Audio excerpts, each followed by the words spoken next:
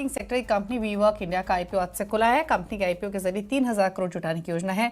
इस आईपीओ की पूरी डिटेल्स बताने के लिए आशीष चतुर्वेदी हमारे साथ हैं। आशीष, बताइए कब ये आईपीओ क्लोज होगा, क्या इशू साइज है, प्राइस क्या है, बताइए। बिल्कुल, देखिए बेसिक डिटेल्स मैं आपको बता देता हूँ। आज से लेके 7 अक्टूबर तक ये देखें तो आईपीओ खुला रहेगा और जो प्राइस बैंड है 615 से 648 रुपए, 3000 करोड़ का इशू है और पूरा का पूरा ओएफएस है। अब कंपनी के बारे में तो जैसे आपने बताया कि कोवर्किंग स्पेसेस की कंपनी है।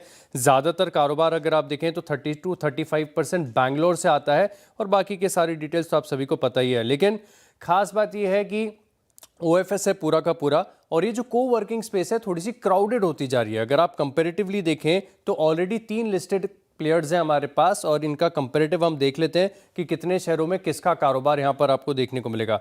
तो ऑफिस के पास अगर आप देखें तो 18 शहरों में नेटवर्क है। स्मार्ट वर्क्स जो कि पहले लिस्टेड हो चुकी है, इसमें के पास करीब 15 है और इंडीक्यूब के पास भी 15 है। सबसे कम फिलहाल इस लिस्ट में देखें तो जो कंपनी आईपीओ लेके आ रही है वीवर्क है।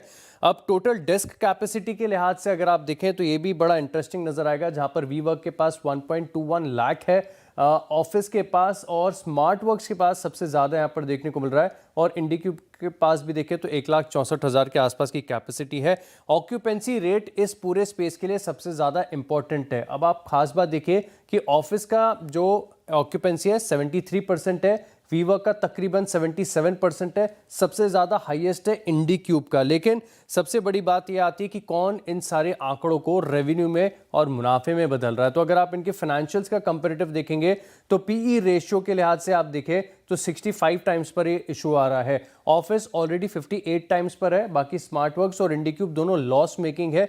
रेवेन्यू के लिहाज से देखें तो इस पूरे स्पेस में से स्मार्ट वर्क सबसे ज़्यादा रेवेन्यू लेकर आ रहा है 1374 रुपये के 1374 करोड़ का। लेकिन ध्यान रखिएगा कि लॉस मेकिंग है।